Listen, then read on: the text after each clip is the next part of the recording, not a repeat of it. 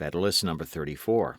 The same subject continued, concerning the General Power of Taxation. From the Independent Journal, Saturday, January 5, 1788. Hamilton.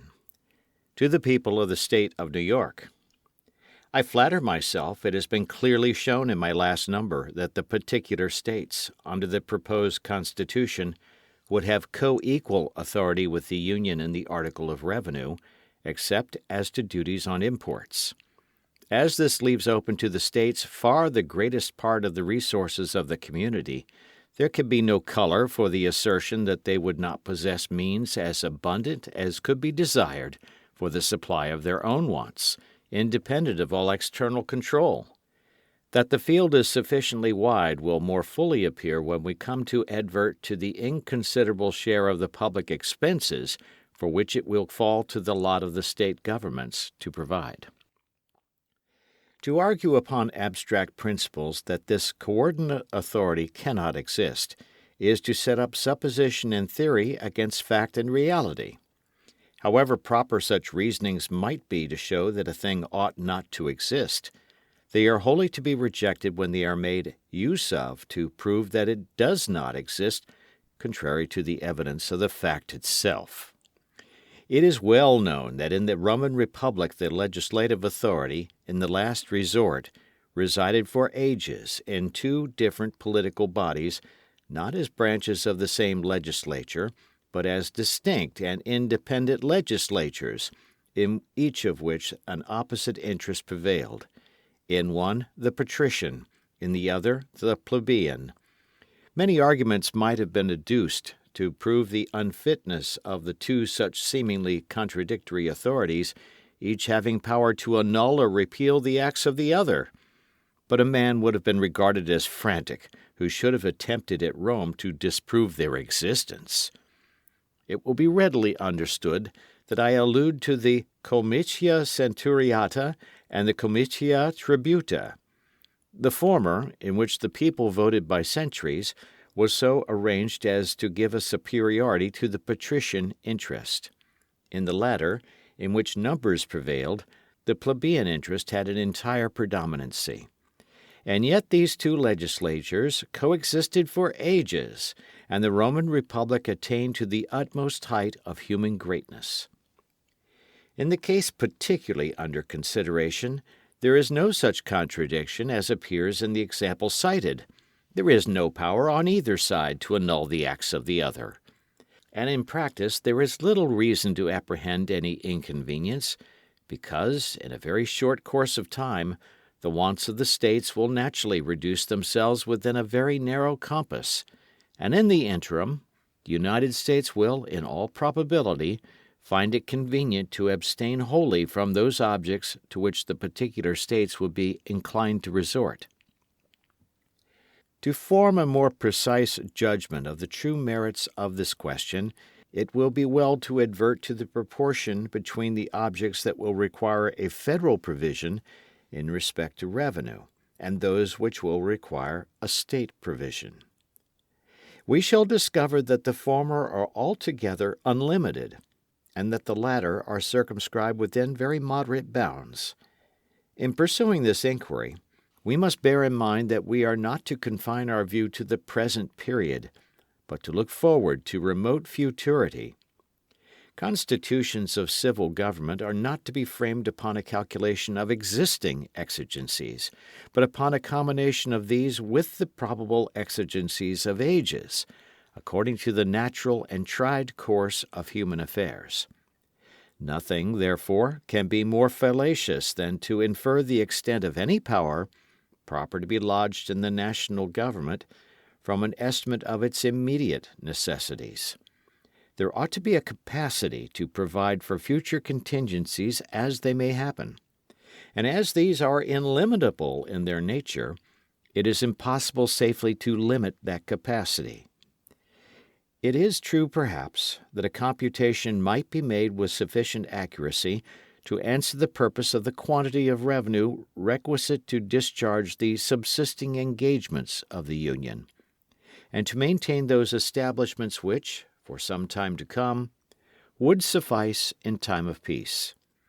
But would it be wise, or would it not rather be the extreme of folly, to stop at this point and to leave the government entrusted with the care of the national defense in a state of absolute incapacity to provide for the protection of the community against future invasions of the public peace by foreign war or domestic convulsions?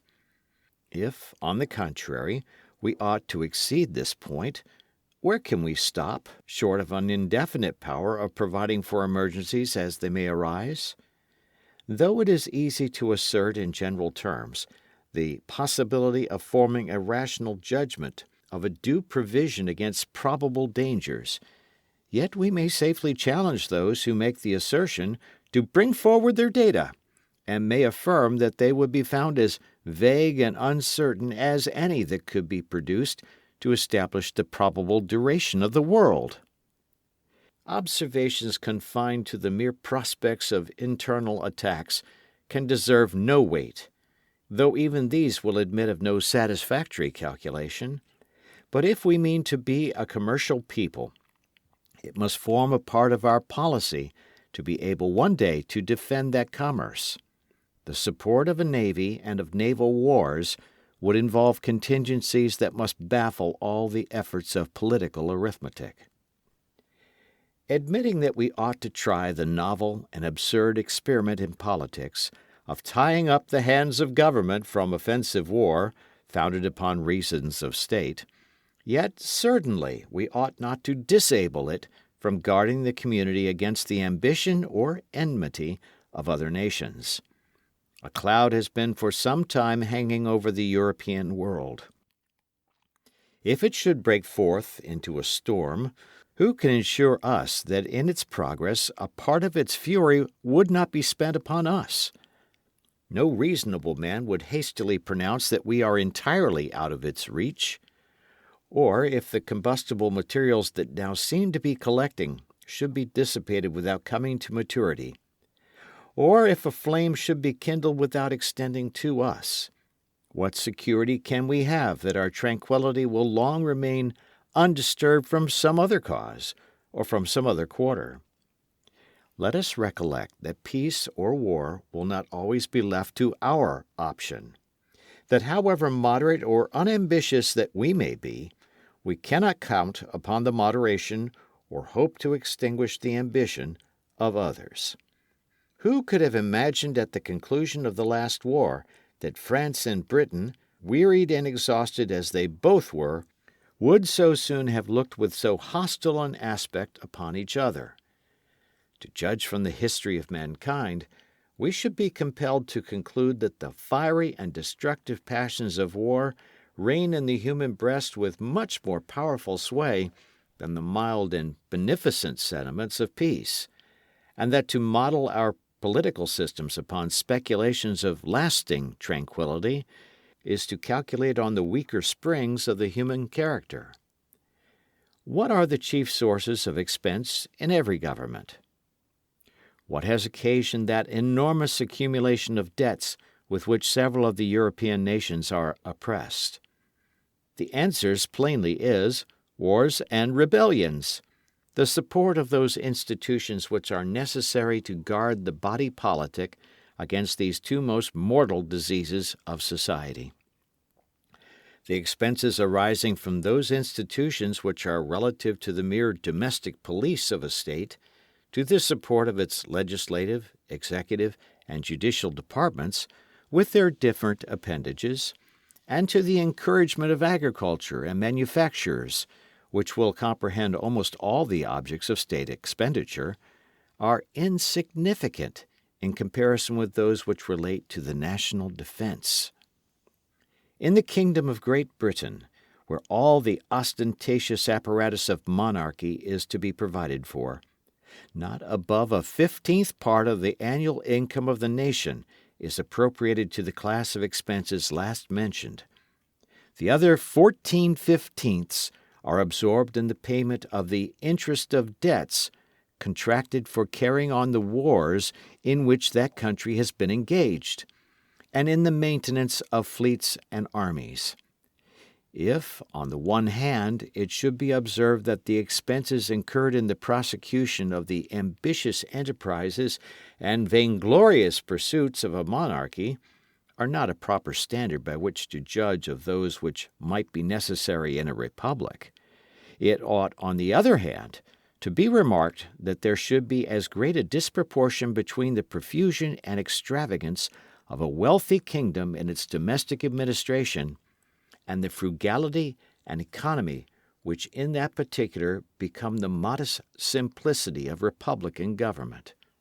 If we balance a proper deduction from one side against that which it is supposed ought to be made from the other, the proportion may still be considered as holding good. But let us advert to the large debt which we have ourselves contracted in a single war, and let us only calculate on a common share of the events which disturb the peace of nations, and we shall instantly perceive, without the aid of any elaborate illustration, that there must always be an immense disproportion between the objects of federal and state expenditures.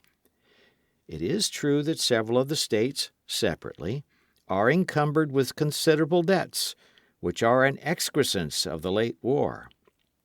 But this cannot happen again if the proposed system be adopted, and when these debts are discharged, the only call for revenue of any consequence which the state governments will continue to experience will be for the mere support of their respective civil list, to which, if we add all contingencies, the total amount in every state ought to fall considerably short of £200,000.